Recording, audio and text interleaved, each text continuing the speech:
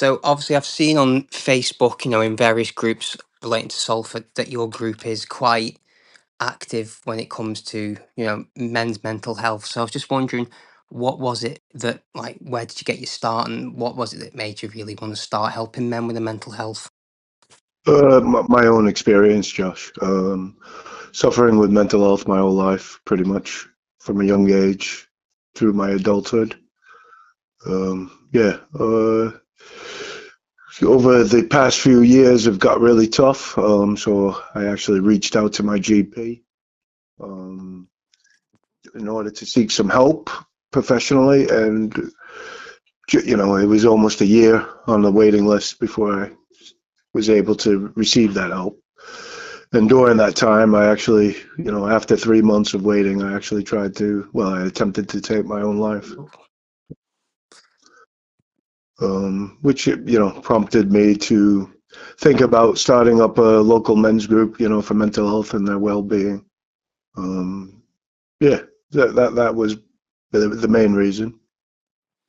So when it comes to like helping people with their mental health, do you think it's quite vital that it's and quite useful to have people that have also been at that point in their life? Do you think it's as they To can be similar? Yeah. Josh, in my opinion, I think self-lived experience there's no better way. Um, just the fact that you can relate it to what people are going through. And again, that self-lived experience, because now we've created a community, and I'm sure you can imagine, our members have a vast uh, issues that Mm. they've experienced, and they share that with each other. So yeah, it's come. I think we're very fortunate. Yeah, again, the clinical help that I did receive from the NHS, in what I experienced, it was a young female. I think she was like 22 years old.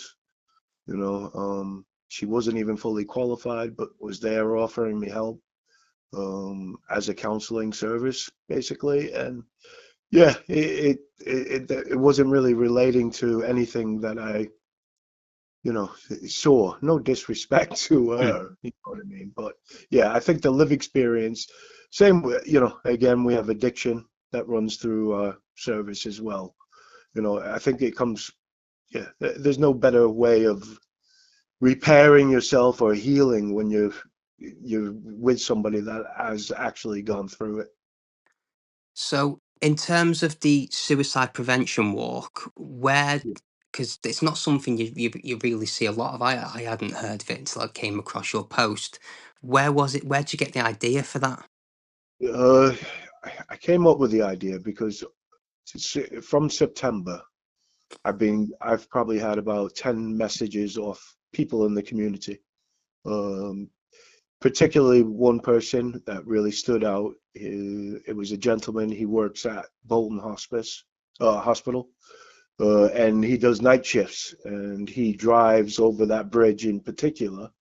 And he actually, within the past 2 months, had stopped 5 times uh, with concern of people being on the bridge late at night.